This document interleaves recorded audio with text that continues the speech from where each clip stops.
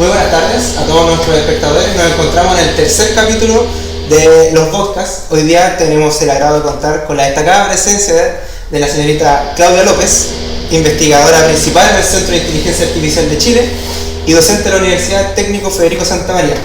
¿Cómo está, profesor? Muy bien, ¿cómo están ustedes? Bien, muchas gracias. Es realmente un honor para nosotros tenerla acá.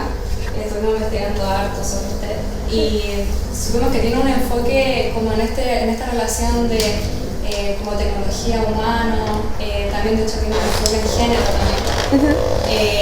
Los impactos socioculturales de la tecnología, todo el tema de la ética implicado en la inteligencia artificial. Entonces sabemos que su perspectiva para este podcast en específico, que es la adaptación humana a través de la IA, va a ser maravilloso. Ojalá estar a la altura de esas expectativas. Sí. Ya está. Bueno, profesora, para comenzar, en primera instancia la primera pregunta es ¿cómo describiría el impacto de la inteligencia artificial en la vida cotidiana de las personas en Chile, en Latinoamérica, considerando su experiencia en este campo? Sí, me parece que hay como dos momentos. Hay un momento post ChatGPT y un momento previo ChatGPT. Me parece que ChatGPT, como seguramente es una lectura muy fácil que hacer, acercó mucho la inteligencia artificial hacia las personas, a pesar de que la inteligencia artificial había estado avanzando y ubicándose en los distintos lugares de nuestra vida de manera más como sutil.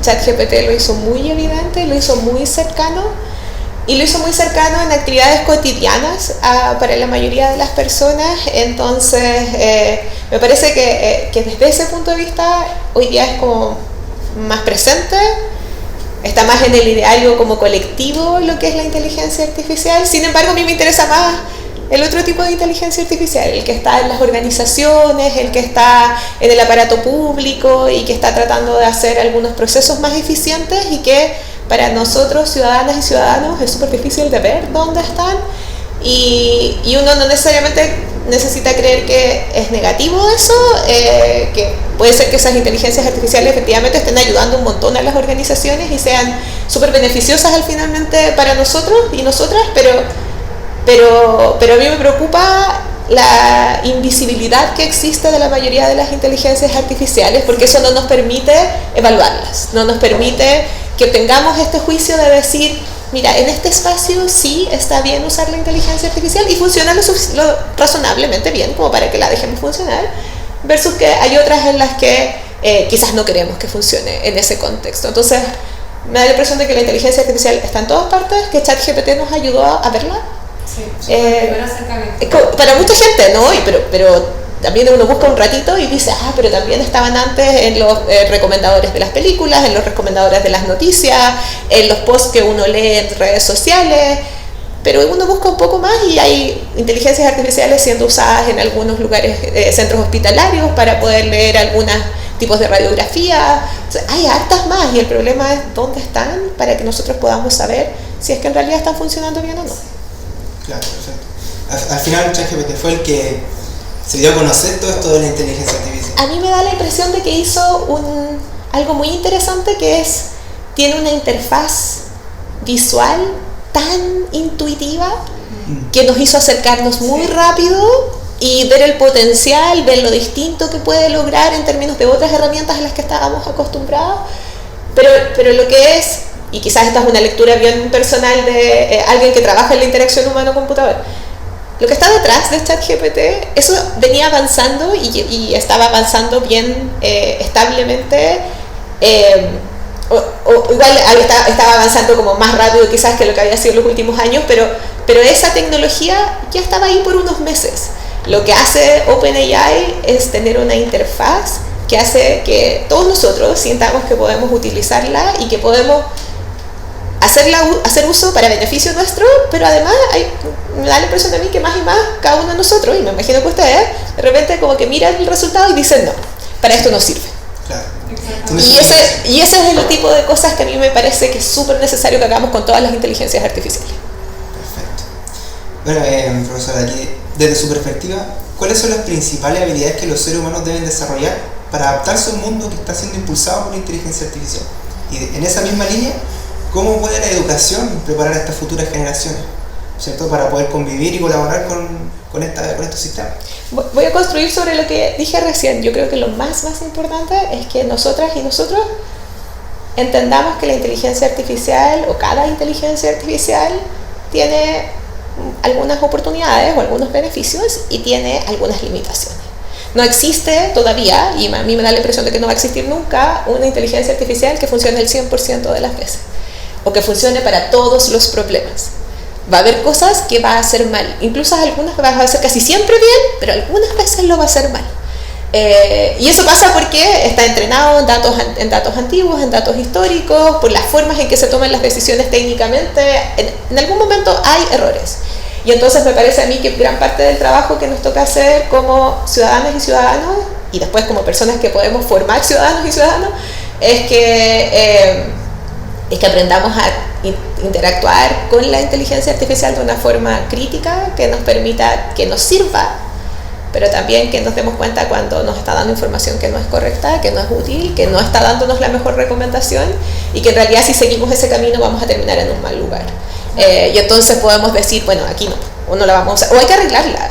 Y entonces ese como juicio más crítico me parece a mí que es muy fundamental y que es difícil, porque la mayoría de nosotros tenemos un sesgo que se llama el sesgo de la automatización. Y eso a lo que se refiere es que cuando a mí un computador me dice algo, por mucho que yo sepa que los computadores no son brillantes, son bien tontos en realidad, igual me da como la sensación de que es objetivo, me da la sensación de que hubo como un mecanismo detrás que es bien inteligente y por lo tanto le creo. Y entonces tratar de ir como sobre eso y superar ese sesgo que funciona muchas veces pero que otras veces va a ser un mal consejero, es un desafío que nos va a tocar tratar de abordar en los siguientes años. Me parece que así como se está haciendo mucho avance en la inteligencia artificial como del punto de vista de lo técnico, ahora nos falta hacernos cargo del punto de vista de qué pasa con la sociedad para poder hacernos cargo de los beneficios y las limitaciones que tiene esa tecnología. Es como esa objetividad que tiene la inteligencia artificial, la tecnología ahora, pierde esa como sensibilización humana por lo que uno de repente confía y a veces no. Claro, y también uno puede cuestionar esa misma como neutralidad, no objetividad.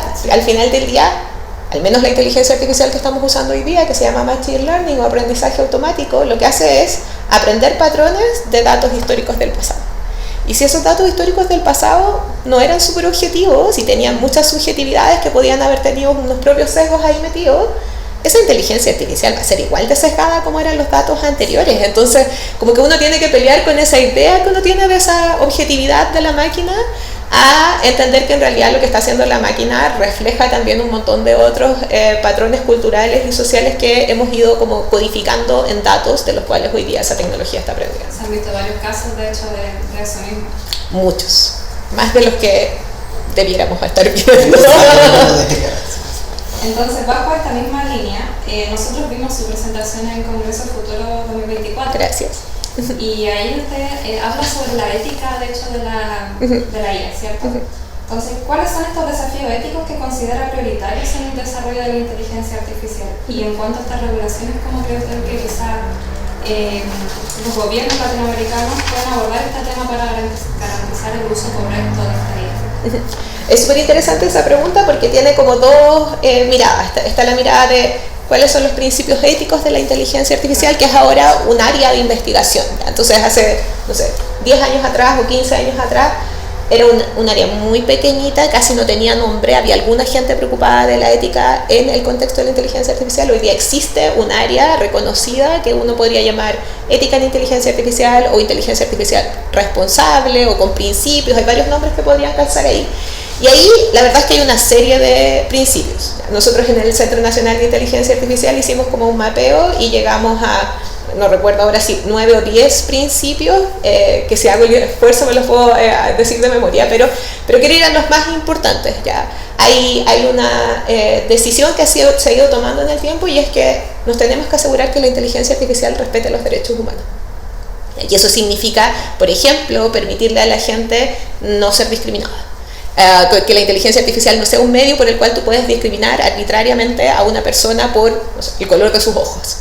Hay otro principio, los derechos humanos también dicen, o sea, la gente tiene derecho a trabajar, tiene derecho a tener una casa, y que esos derechos, cuando yo los ejerzo, que una inteligencia artificial no me impida ejercerlos de alguna manera, porque, no sé, me catalogó como una mala, una mala pagadora de crédito.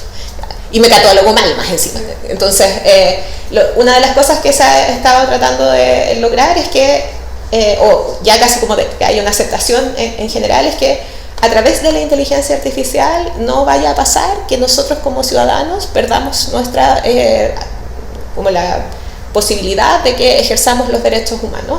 Y entonces ahí hay un tema súper importante. Hay mucha preocupación hoy día de la sostenibilidad, o sea, de cuál es el impacto en el medio ambiente de principalmente los grandes modelos de lenguaje. Y entonces ahí hay un principio ético que seguramente va a ir creciendo en términos de cuánta atención va a tener. Y hay varios más. Voy a ponerle énfasis a dos más que me parecen súper relevantes y que creo que ustedes tienen algunas preguntas sobre eso. Uno es la privacidad de datos. Entonces, como les decía, los datos son la base del aprendizaje automático, pero resulta que hasta ahora muchas de las inteligencias artificiales que están funcionando están usando datos que uno diría son de verdad de las personas. ¿Ya? Y uno pone en cuestión si es que estaba bien que usaran esos datos para poder hacer este negocio que seguramente les trae muchos beneficios, pero que nos quita a nosotros algo que nosotros teníamos, nuestros datos, y que nosotros no tuvimos mucha decisión en cómo en dar ese permiso, pero además tampoco tenemos muchos de los beneficios de que se estén usando esos datos. Entonces ahí hay un camino que tiene mucha investigación y que hay mucho por trabajar en términos de privacidad, de los datos personales sobre todo, pero también de los datos o de las obras de la gente con derechos de autor. Entonces hay un espacio, y el otro espacio que es bien interesante como principio de inteligencia artificial es la transparencia. Y es donde yo más trabajo, de hecho, que tiene que ver con lo que hablábamos muy al principio, como la gente sabe dónde hay inteligencia artificial. Yo siquiera estoy enterado de que cuando me dan un crédito hubo una inteligencia artificial entre medio. La mayoría de la gente no. Y entonces, desde ahí hasta decir cuáles son los pros y los contras de esa inteligencia artificial, qué cosas le necesito explicar a la gente para que la gente sepa y pueda decidir a conciencia, después de su análisis crítico, que sí, vale la pena usar esta inteligencia artificial o quizás que no. Y entonces ahí hay mucho trabajo por hacer en cómo comunicamos que hay una inteligencia artificial, cuáles son como los bordes de esa inteligencia artificial, y hacia atrás también por qué se tomaron ciertas decisiones para que la inteligencia artificial sea como es, ¿ya? Porque ahí hay mucha decisión técnica que se toman, pero que de repente se toman un poco en lo pragmático, pero no se evalúan cuáles son las implicancias sociales y éticas para el futuro. Y algunas de esas veces ha pasado que cuando hemos encontrado estos estudios que dicen aquí hay una discriminación por género, por raza o por lo que fuere, si es que uno hace el análisis como hacia atrás, hace una trazabilidad de por qué pasó eso, usualmente pasa que hay algunas decisiones técnicas que se tomaron que uno les puede como echar la culpa. Y ahí, para lograr hacer eso, tiene que haber esa documentación, tiene que haber esa forma de transparentar cómo se fueron tomando las decisiones que terminaron en aquel problema.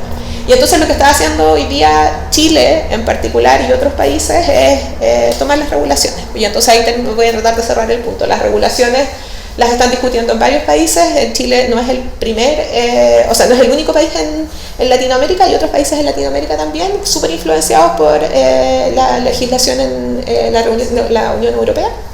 Y en Chile están discutiendo ahora en la Comisión de Ciencias el articulado de las leyes. Y de hecho, este miércoles lo que van a discutir son los principios de la ley. Y van a discutir exactamente lo que ustedes me preguntaron. ¿Cuáles son los principios que deben guiar la ley de inteligencia artificial? Que es muy importante. Es muy importante. Usted en su charla de Congreso Futuro, en uno de sus 3 puntos principales que llevó, era de que uno piensa que la IA es solo un tema técnico, ¿cierto? Pero usted dice que en realidad es algo sociotécnico porque es algo que nosotros creamos, nosotros usamos, las personas en sí. Entonces, hablando del rol de la sociedad y las instituciones, ¿qué rol debería asumir la universidad y centros de investigación en la adaptación humana en la era de la IA? ¿Y cómo pueden colaborar con otras instituciones para garantizar un desarrollo inclusivo? Hay miles de formas, hay muchas cosas que tenemos que hacer. Voy a elegir algunas. Me parece que tenemos que hacernos cargo de que pareciera A pesar de que no me gusta decir que es inevitable lo de la inteligencia artificial, porque creo que todo es inevitable, así como que si nos pusiéramos de acuerdo podríamos decidir no usarlo. Ahora, a mí me parece que eso es improbable, al menos. Y además creo que hay inteligencias artificiales que tienen muchos beneficios, que nos van a ayudar de verdad. Entonces, a mí me parece que es cierto que, o es muy probable que la inteligencia artificial está y llegó para quedarse y que más y más va a estar en distintos lugares. Y entonces me parece que la educación en sí tiene que hacerse cargo desde la educación primaria hasta las universidades en cómo vamos a cada una de las disciplinas, cada uno de los ámbitos del quehacer de la vida va a ser intervenido a través de la inteligencia artificial. Entonces yo imagino que, al menos en la universidad, que es lo que yo más conozco, las carreras de periodismo, me parece a mí que prontamente van a tener cursos que tengan que ver mucho con el impacto de la inteligencia artificial en el periodismo, lo mismo en las leyes. Me parece que disciplinarmente va a tocar muchas áreas disciplinares y que mientras más nos demoramos en hacer esa aceptación, más lento va a ser el proceso en que adoptemos la inteligencia artificial, pero un concepto que a mí me gusta más usar es que apropiemos la inteligencia artificial, que la hagamos nuestra y la hagamos útil para nosotros, y no que sea una cosa como que viene y nosotros no sabemos qué hacer con ella, sino que en realidad seamos nosotros los que decidamos qué hacer, y ahí construyendo un poco sobre la idea de lo sociotécnico, ¿no? Entonces me parece que la educación tiene que construir esas herramientas en las personas para que podamos hacer ese proceso de apropiación de manera que nos beneficie a nosotros individualmente o a nuestra sociedad, a nuestros colectivos. Y otra área que a mí me parece muy importante que tenemos que articular, además de la educación, yo diría, me gusta llamarle como infraestructuras o algo así, pero cómo coordinamos distintas instituciones para hacernos cargo de los desafíos que trae la inteligencia artificial, como por ejemplo la desinformación, como por ejemplo el hecho de que algunas inteligencias artificiales quizás funcionan peor para cierta gente que para otra. Tienen que haber algunas instituciones que estén evaluando, tienen que haber algunas instituciones que estén diciendo, mira, ojo, esa inteligencia artificial que está ahí no está funcionando bien para la gente de los ojos azules, y eso está mal. Y entonces me parece que tienen que construirse esas nuevas como alianzas o quizás nuevas organizaciones que nos permitan estar más atentos a la como calidad de la inteligencia artificial, y que eso no sea algo que nos digan las empresas que hacen inteligencia artificial, porque si es que yo hago inteligencia artificial, tengo todos los incentivos para decirte que funciona estupendo, pero en realidad debiera haber terceras partes que son imparciales y que lo que hacen es hacer este servicio de evaluar la calidad, y lo hacemos con todas las otras cosas, lo hacemos con los alimentos, no hay restaurante que nadie lo vaya a fiscalizar, los van a fiscalizar, lo hacemos con los remedios antes de que salgan a que la gente los pueda comprar, lo hacemos con un montón de distintas tecnologías, con los automóviles, y entonces me parece que más y más vamos a tener que construir estos tipos como de ensamblajes o de nuevas organizaciones o de nuevas colaboraciones que permitan tener estos chequeos de calidad que no estén en los hombros de nosotros ciudadanos. Así, no solo yo necesito educarme para saber usar inteligencia artificial, porque yo necesito hacer un montón de otras cosas más en mi vida. Tiene que haber algunas instituciones que se hagan cargo de eso. Un ente regulador. Un ente regulador, un ente fiscalizador, puede haber empresas que certifiquen, puede haber tanto. O sea, hay muchas distintas formas en que lo hemos hecho con otras industrias. El único problema que está pasando ahora, me parece a mí, es que con el software no tenemos muchas formas de fiscalización. Existen algunas, ya existen cosas como certificadores de que los procesos sean buenos con el software, pero con la inteligencia artificial todavía no estamos tan cerca de eso, y me parece que hay que aprender de otras industrias. Hay otras industrias que lo han hecho por años, decenas de años, debiéramos estar mirando para allá. Bueno, estamos viendo también en esta entrevista que la inteligencia artificial tiene mucho impacto en muchas áreas, así que queremos hablar un poquito también de los impactos socioculturales. Nosotros investigando sobre ustedes, vimos que usted forma parte del núcleo FAIR, bueno, que explora implicancias de la inteligencia artificial en Latinoamérica. Entonces, ¿podría compartir algún ejemplo sobre alguna inteligencia artificial que pueda perpetuar desigualdades sociales? Si no se diseña de manera inclusiva, ¿qué estrategias considera efectivas para contrarrestar estos riesgos? Voy a ir a un ejemplo que no está en latinoamericano, pero que, de hecho sí. Voy a usar dos. Hay un ejercicio que no hicimos nosotros en FAIR, lo hicieron en la Universidad de Lingua Portales, me parece que es como un centro de investigación, que yo diría que se llama Portales 360, pero puede ser que tengo mal el nombre en este momento. Y ellos lo que hicieron es preguntarle a ChatGPT cómo es una familia chilena pobre, cómo es una ciudad chilena, cómo es una mujer chilena, cómo es una ciudad chilena. Y si uno mira las fotografías, que tienen una página web bien bonita de todo lo que fue saliendo, uno ve que somos muy coloridos, que tenemos, nuestras ciudades son muy coloridas, todas son muy parecidas a Valparaíso, todas tienen mar. Una familia pobre está en el camping y tiene un hijo, una hija, un papá y una mamá. Las mujeres vestimos faldas y con ropa más bien cercana a lo nativo, y varios como otros imaginarios que, al menos todas las veces que yo se lo mostraba a alguien en una charla, y la he usado varias veces, poca gente se reconoce con eso. Y entonces, ¿a qué me refiero? ¿Por qué lo propongo como respuesta a lo que tú me dices, ¿no? Nosotros vamos a poder saber que no somos esas personas, ya que eso no es representativo de Chile. Pero si esto lo usa alguien en Singapur, así vamos a hacer. Y entonces así es como se perpetúan algunos estereotipos, por llamarlo de alguna manera, o algunas formas de vernos. Y ahora uno puede decir, ¿pero por qué pasó eso? Bueno, resulta que seguramente la ciudad más fotografiada de Chile es Valparaíso. Y entonces los datos, lo que más hay son fotos de Valparaíso.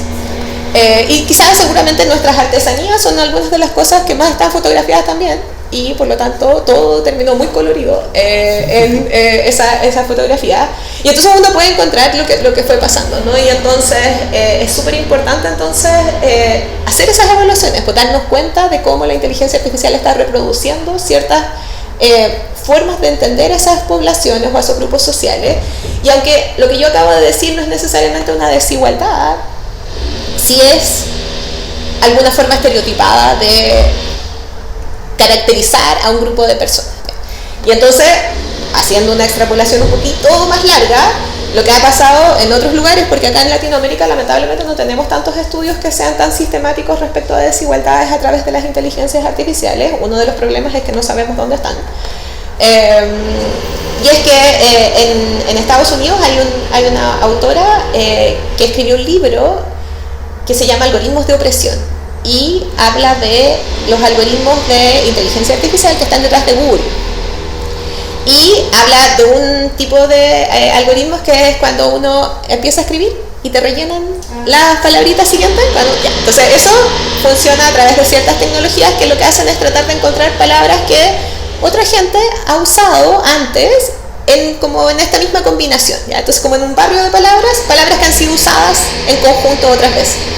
Y entonces ella muestra en ese libro que si uno ponía una mujer negra o una mujer afrodescendiente y todas las palabras que se sugerían eran palabras súper ofensivas o súper estereotipadas de lo que eran las mujeres. Por ejemplo, y una que quizás no es tan ofensiva, o sea, es ofensivo, pero es una palabra que puedo decir en cámara.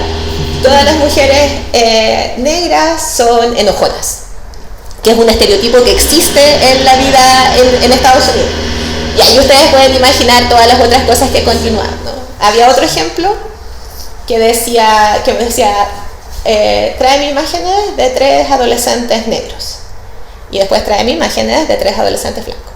Y los 3 adolescentes negros, las primeras fotografías que salían eran mugshots, que es cuando la gente las toman presas y les sacan esas fotitos que están así y así. Salían puros niños de A3 que eran negros y que salían así, en ese tipo de foto. Y las 3 jóvenes adolescentes blancos salían jugando básquetbol.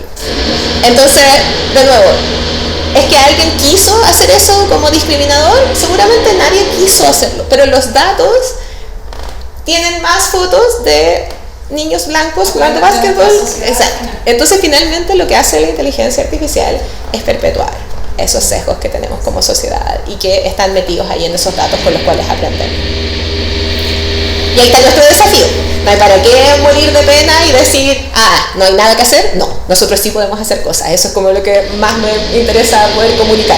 Que nosotros podemos criticar, podemos evaluar y podemos hacer inteligencias artificiales y podemos recolectar mejores datos. Y entonces ahí hay como esa idea de lo sociotécnico, no es solamente para entender y criticar, es también para entender que uno también tiene un espacio de como movilidad de cómo podemos cambiar lo que está pasando con la inteligencia artificial, y si es que no tiene arreglo, bueno, decidir que no hay que usarla. Pero ahí me gusta tratar de como terminar con esta idea de que hay evidencia de que esto es problemático en algunos casos, pero no hay evidencia de que esto no se puede arreglar necesariamente todavía, entonces podemos hacer cosas. Claro.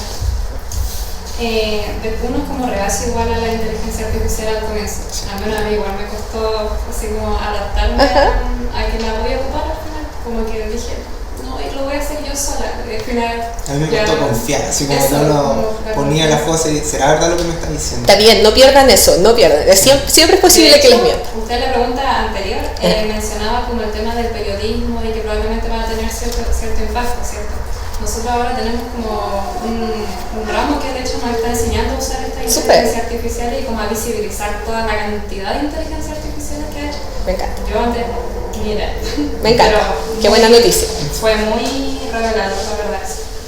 Entonces, la siguiente pregunta es sobre privacidad de datos y lo que usted mencionaba. Entonces, en un contexto donde la inteligencia artificial recopila y procesa grandes cantidades de datos, ¿cómo cree que podemos equilibrar el avance tecnológico con la protección de la privacidad de las personas, tanto a nivel individual como institucional? Yo creo que eso es muy difícil. Creo que un avance importante es que hace, yo diría que 2 o 3 semanas atrás se promulgó la ley de datos personales acá en Chile, que era una ley que estuvo en discusión mucho tiempo. La versión anterior, y esto puede que esté levemente mal, pero me da la impresión que la versión anterior fue promulgada como en el 90.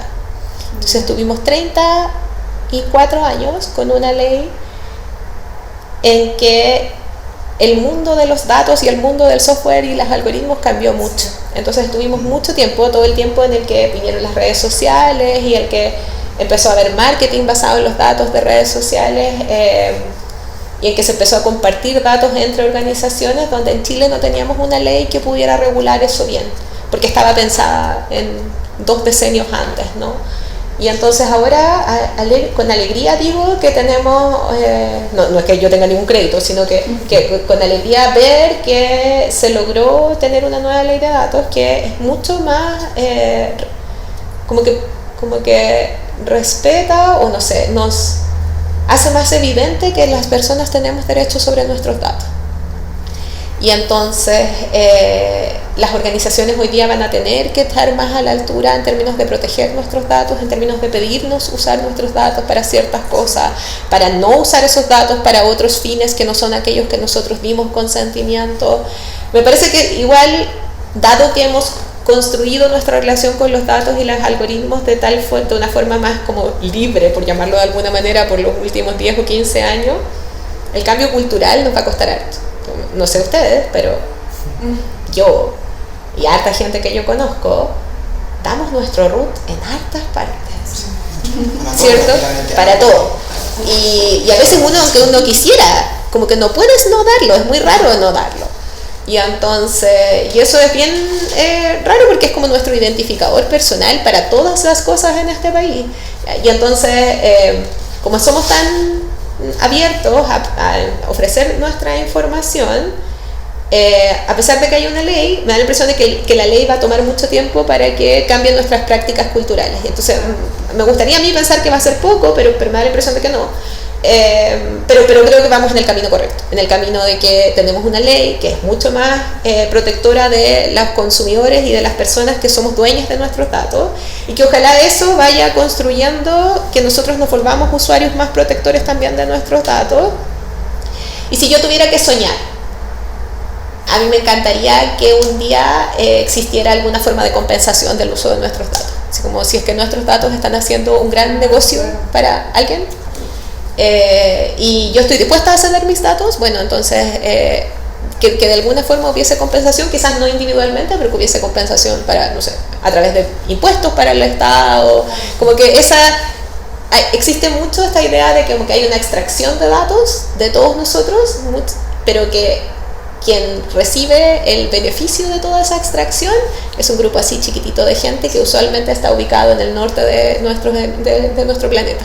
Y entonces tratar de revertir eso a mí me parece que es como un sueño valioso. No es la única forma en todo caso. Hay gente que trabaja en un concepto que se llama privacidad diferencial, del cual yo conozco poco, pero sí sé que existe gente que trabaja en eso, y que lo que tratan de hacer es cómo poder lograr el mismo nivel de ciertas capacidades de predicción, pero como de alguna manera ofuscando o como cambiando un dato mío y ninguno de los de ustedes, pero después vamos a hacer lo mismo y vamos a cambiar tu dato. Y después ya no vamos a saber exactamente quién era esta persona, sino que vamos a no vamos a poder identificar de vuelta a la persona que era dueña de los datos particulares que fueron usados, sino que esa como línea que te describe a ti va a tener algunas ofuscaciones que va a permitir que no te reconozcan. Entonces hay otros caminos, ¿ya? Entonces puede ser el camino de que a través de la técnica podamos anonimizar los datos personales, y entonces ahí ya no estaríamos en el riesgo que podemos estar, pero vamos a ver qué es lo que... Seguramente las dos cosas van a convivir en el tiempo, pero hay preocupación y hay avances tecnológicos que están como orientados a que podamos tener mayor protección de nuestros datos personales como ciudadanas y ciudadanos. Y nada, pues las cosas son a distintos niveles, ¿no? Hay cosas como leyes, hay cosas como técnicas y hay cosas que vamos a tener que cambiar nosotros como personas. Bueno, hay muchos ejemplos que uno puede ver, ¿cierto? Sobre el tema de la privacidad de los datos. También podría ser, por ejemplo, cuando uno llaman de las compañías telefónicas para ofrecer tus datos, tienen tu número, tienen tu nombre, y es una inteligencia artificial la que habla, ¿no? Ni siquiera es como una persona. Ya ni siquiera te habla una persona. Te habla un bot y espera que tú le hables para poder empezar a transmitir el mensaje. Bueno, mientras se le dé la importancia al tema, exacto. Es un avance. Exacto.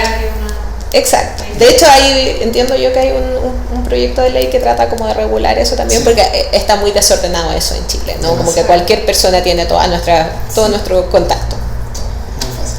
Bueno, para ir finalizando queremos también darle una mirada, ¿cierto?, a lo que va a ser el futuro, porque ya esto de la inteligencia artificial ya se ve como algo que va a estar con nosotros conviviendo día a día. Entonces, le queremos preguntar a usted ¿qué riesgos sociales considera más urgente abordar en los próximos 10 años mientras construimos una sociedad impulsada por la inteligencia artificial, ¿cierto? Y cómo imagina un futuro donde podamos vivir de forma, digamos, armónica con todo esto, ¿cierto?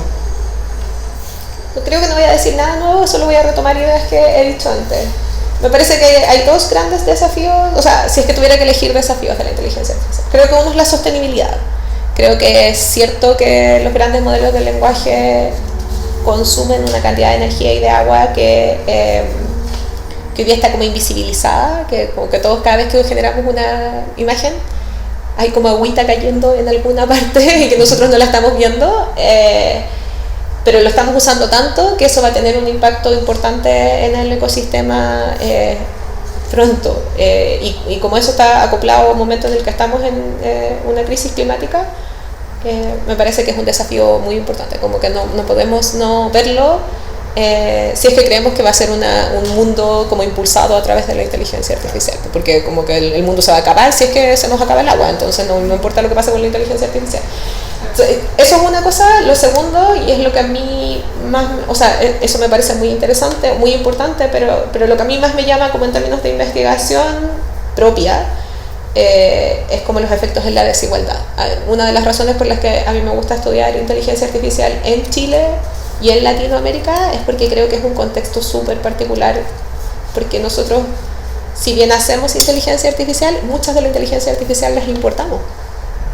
Y las importamos con lógicas, o fueron construidas con lógicas de otros lugares, con otros tipos de desigualdades, y quizás menos desigualdades que las nuestras. Entonces, ¿cuál va a ser el impacto de la inteligencia artificial en unas sociedades y en unos países que tienen altos niveles de desigualdad, con alto nivel también de desigualdad en términos de alfabetización digital, con desigualdades que son como tan diversas finalmente, tantas distintas formas de como estratificación que tenemos en nuestras sociedades? Entonces, a mí me preocupa mucho que le pongamos mucho ojo a que la inteligencia artificial no se convierta en otro instrumento más de desigualdad, que construya sobre la desigualdad estructural, pero que la haga más profunda, pero también como media validada a través de esta como neutralidad o objetividad de la inteligencia artificial. Eso me preocupa mucho. Y me parece que la última parte era cómo lo íbamos a hacer, como que... Claro, ¿cómo imaginaría un futuro ideal, digamos? Sí, yo imagino un futuro ideal de la inteligencia artificial donde seamos nosotros los que hacemos nuestras inteligencias artificiales, como que sea desde Latinoamérica, con nuestros datos, donde no dependamos tecnológicamente de Google, Amazon y otras 4 compañías en el mundo. Imagino que la gente, cuando le toque estar enfrente a una inteligencia artificial y no sé, te llamen desde el teléfono, uno diga, ya, yo sé que estás en una inteligencia artificial y no estoy dispuesto a hablar con esta inteligencia artificial y le corte, pero saber, como que la gente de verdad sepa. Yo estoy segura que hay un montón de gente que no sabe, ¿sabes? Como que no. Entonces, como en mi mundo ideal, la inteligencia artificial la hacemos mucho más desde acá. No quiero decir que solo desde acá, no quiero así como hacer un país autónomo totalmente, pero se hace mucho más desde acá, pero además la ciudadanía está mucho más consciente de dónde está la inteligencia artificial y de dónde no quiere permitirlo. Sí. Hay un ejemplo que a mí me parece interesante mencionar, que salió en las noticias hace un tiempo, no recuerdo en estos momentos qué país es, pero sobre un Jesús que está hecho por inteligencia artificial. Y ahí la gente va a confesarse con una inteligencia artificial y que mucha gente de ellos asegura que se siente escuchado y se siente consolado. Entonces está llegando a un punto ya la inteligencia artificial en algunas partes, ¿cierto?, donde se puede ver que la gente puede compartir conducta humanizada hacia una inteligencia artificial, y algo que si uno se pone a pensar es como fuerte, porque en la iglesia existe lo que se llama, ¿cierto?, el secreto el secreto de iglesia, ¿cierto?, que cuando uno se confiesa y todo el tema, entonces dice, por ejemplo, si yo lo pongo en mi caso, yo diría realmente esta inteligencia me está escuchando y todo, pero habrá alguien detrás que esté grabando, se estará almacenando mi respuesta. Entonces a mí por lo menos me genera esa desconfianza, pero hay gente que como bien dije, se siente como acogida por estas cosas. Entonces, ese tipo de preguntas son exactamente las preguntas que se están haciendo los investigadores e investigadoras en todo el mundo. Hay un concepto que se llama la antropomorfización de la inteligencia artificial, que es cuando nosotros le atribuimos a la inteligencia artificial características de los humanos, como por ejemplo que me entendió o que me prestó apoyo. Hay personas, de hecho yo estaba justo leyendo un estudio de alguien que estudia como si es que el apoyo emocional que te da una inteligencia artificial es de verdad un apoyo emocional que vamos a validar como sociedad. Y ahí yo honestamente tengo mis ideas abiertas, como que creo que puede ser que haya gente que no tenga un apoyo emocional y que entre no tener apoyo y tener un apoyo de una inteligencia artificial, mientras sepa que es una inteligencia artificial y entienda los límites, quizás que estaría bien. No estoy segura, es algo que yo estoy todavía pensando, pero estas son las preguntas que nos estamos haciendo, y es algo bonito que pasa con la inteligencia artificial, es que la gente que es usuaria, como tú, se está haciendo preguntas bien parecidas a las que nos estamos haciendo, que nos estamos investigando, porque como que los cambios pasan en este segundo. Así como hace unos años atrás era ChatGPT, pero todos los meses aparece alguna nueva cosa, una nueva versión de ChatGPT, una nueva versión de otra inteligencia artificial o lo que fuera, y van apareciendo nuevas preguntas. Y con el caso que tú mostrabas, se hace tan evidente que la inteligencia artificial no es solo técnica, ¿no? Que tiene que ver con qué nosotros le atribuimos, qué esperamos, como en qué momentos los vamos a usar, porque a mí me tocó también leer un artículo que hablaba sobre el uso para el soporte emocional, y una de las preguntas era ¿cuándo? Porque puede que el soporte emocional, en un momento en que yo estoy pensando como, no sé, cosas más catastróficas, más como drásticas, quizás ahí no la inteligencia artificial, pero quizás si es que yo solamente estoy como ansioso por las tareas que tengo que hacer y son muchas y necesito que alguien me las ordene, ya quizás ahí sí. Pero todo eso es un espacio de exploración todavía, porque está recién naciendo como fenómeno de comportamiento, y nos toca a quienes hacemos investigación hacernos cargo de esas preguntas, por tratar de informar la discusión pública a través de eso. Pero hay, yo creo que más preguntas que investigadoras e investigadores, así que tenemos que todos tratar de cómo aportar, creo yo. súper exponencial, sí, el crecimiento de la IA. Demasiado. Muy rápido y muchísimo. Bueno, entonces, muchas gracias por acompañarnos, por compartir con nosotros este espacio, por ser parte. Eso no sé si... Bueno, le queríamos nuevamente agradecer por darnos su visión. También es cierto que es muy importante también entender algunas cosas que quizás desconocemos nosotros de la inteligencia artificial, porque como bien le contábamos en un principio, quizás nosotros solo conocemos la parte de ChatGPT y nos quedamos en eso. Entonces, pero realmente cuando uno se pone a investigar va descubriendo cosas que pueden ser bien interesantes o también bien alarmantes, dependiendo de cómo uno lo vea. Exacto. Bueno, para también ir finalizando, le queremos hacer la entrega de un premio, un reconocimiento. Gracias. Un reconocimiento auspiciado por Tienda Usach. Muchas gracias. Es una libretita, un librito que también editorial Usach. Así que Muchas gracias. eso, doctora. Muchas gracias por su participación. Muchas gracias a ustedes que nos están viendo. Los invitamos a revisar nuestras redes sociales y a nuestro canal de YouTube para revisar los demás podcasts. Y los invitamos a estar atentos a los próximos videos que van a estar subiendo. Muchas gracias.